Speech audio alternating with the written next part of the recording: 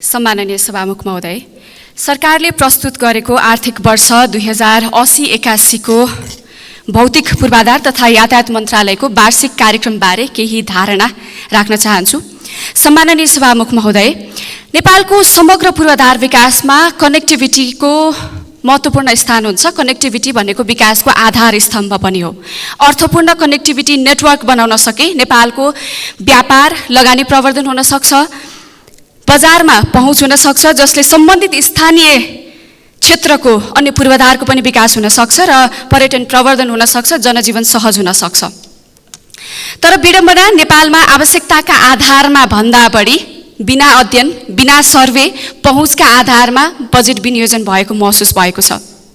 यतिसम्म लापरवाही कि हुँदै नभएको स्थानको सिर्जना गरेर समेत बजेट विनियोजन भएको जस्तो मैले महसुस गरेको छु। एउटा उदाहरण दिन चाहन्छु। हुन सक्छ यो तत्कालीन समयको स्थान हुन सक्छ। यो रातो किताबमा एउटा ठाउँमा लेखिएको छ, काठमाडौँ 35, खहरे, मुलपानी, अन्य।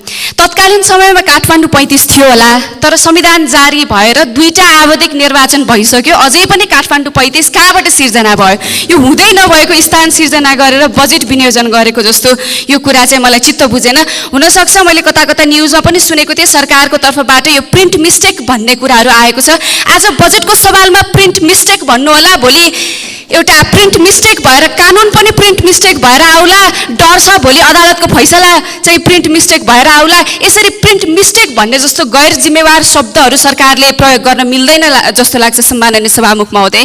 त्यसैले यस्ता कुराहरूमा पनि सरकारलाई जिम्मेवार रहनको निम्ति म आग्रह गर्न चाहन्छु। अब जथाभावी डाँडा ताछेर बाटो बनाउने चलनको बारेमा त हामीले अघिदेखि व्यापक रूपमा चर्चा गरि नै रहेको छौँ। जथाभावी यो डाँडा ताछ्ने प्रवृत्तिले गर्दा नेपालको प्राकृतिक सुन्दरता यति कुरूप हुँदै गइरहेको छ कि त्यो हामी सबैले देख्न सक्छौँ। जता हेऱ्यो, अझ विशेष गरी हामी प्लेनबाट कतै जाँदाखेरि त्यो एरियल भ्यू देखिन्छ। त्यो एरियल भ्यू देख्दाखेरि सबै डाँडाहरू ताछेको देख्दा, जता पनि भत्किएको भूक्षय भएको देख्दाखेरि कति मन दुखेर आउँछ। त्यो हामी सबैले महसुस गरेको कुरा हो। अब यहाँ प्राकृतिक सुन्दरताको कुरा मात्रै होइन, जथाभावी बाटो खन्नाले गर्दाखेरि, नेपालको यो अव्यवस्थित सडक निर्माणले गर्दाखेरि यो प्रवृत्तिले नेपाली जनतालाई बिरामी पनि बनाएको छ। अब बिरामी कसरी बनाएको छ भन्नुहुन्छ भनेदेखि, पानी पर्यो, सडक हिलो हुन्छ, हिलो भएपछि चिप्लेर लडिन्छ, घाइते भइन्छ, घाम लाग्यो, धुलो हुन्छ।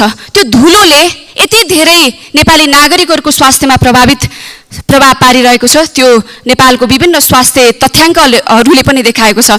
के सरकारलाई अवगत छ नेपालमा मृत्यु हुने कारणहरूमध्ये COPD यानि कि श्वास प्रश्वास सम्बन्धी रोग चाहिँ प्रमुख कारणमा आउँछ भनेर के सरकारलाई अवगत छ?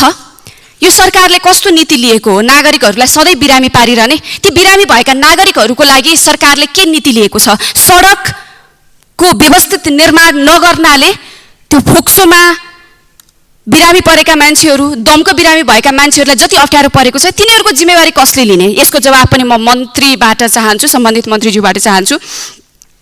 पूर्वाधारको सवालमा नेपालको जस्तो भौगोलिक जटिलता भएका अन्य देशहरूबाट एउटा सफल मोडेलहरू सिकेर विज्ञहरूको सल्लाहमा नेपालको विकास मोडेल स्पष्ट हुनुपर्ने हो। नेपालको विकास मोडेल के हो भन्ने कुरामा हामीलाई स्पष्टता चाहिन्छ। तर यता भ्रष्टाचार बढेको बढे, उता चाहिँ मन्त्री र प्रधानमन्त्रीको चिल्ला भाषणहरूमा पूर्वाधारको विकास अल्झिएको जस्तो भान हुन्छ। 2 दशक त हामीले संविधान निर्माण गर्नमै लगायौँ। 2 दशक संविधान निर्माण गरेर 2टा आवधिक निर्वाचन पनि सम्पन्न भइसक्यो, तर अझै पनि नेपालको विकासको आधार स्तम्भ भन्ने तयार हुन सकेको छैन, जसले गर्दा नेपालको विकास योजना र रणनीति चाहिँ हजुवाको भरमा तय भइरहेको हो कि भन्ने पनि प्रश्न कता उब्जिन्छ। अब अर्थ मन्त्रालयबाट बजेट